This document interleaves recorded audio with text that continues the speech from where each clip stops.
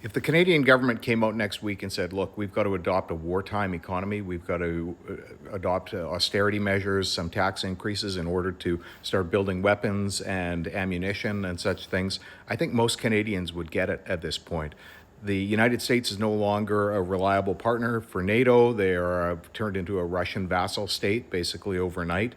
We've got a democratic nation in our Ukraine, which we support.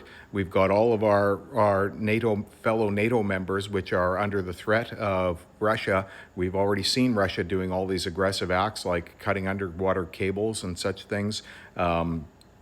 And certainly cyber attacks and trying to influence elections and things like that. I mean, we have to recognize the fact that Russia is a belligerent nation that is opposed to democracy, and that's their biggest fear, is democracy being on their border.